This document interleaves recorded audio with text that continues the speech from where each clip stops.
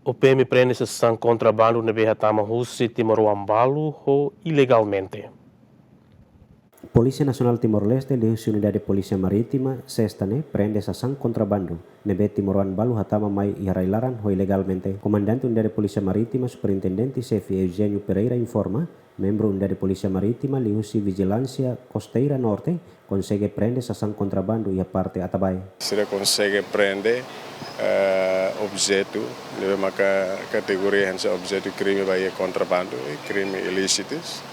No entanto, e momento na bane se prende itene cidadão se hatama e homos nesse sasán hansa objeto, maka nessa motor e depois homos nenia bebidas, nebe maka composto se Sprite, cold, nós vamos ser quase por volta de 400 até 500 caixas e o motor Lima né, mas Kawasaki Ninja ou era King. Depois, enquanto se prende, se recorre ao comando município Bovonaro, de fazer uma investigação a nível esquadra e atabai. E depois se o processo de identificação e apresenta que vai ao Ministério Público em momento. Depende da minha potência, da nossa oportunidade, de ver que se tem cidadão tenta organizar atividades ilícitas.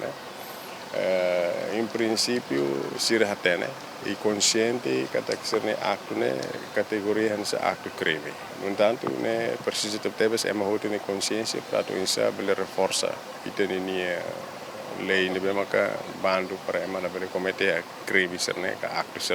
Comandante UPM afirma que dadam autoridade de segurança continua serviço mútuo com Polri e Nusa Tenggara Timur para combate a atividade ilegal sira e fronteira. Ita detecta muito cair. Agora, antecipadamente, ita sempre a coordenação com a entidade de segurança de parte soriniana, o indonesiana, nem o husi contacto, devemos cada serviço de informação, tanto o SNIGA, tanto o J2, tanto o SIP, devemos sira ia sernia serviço remoto de fazer informação, share informação. Depois, mas usa informação se devemos ser desenvolve e depois informa para o UPF ou o UPM para depois atuar.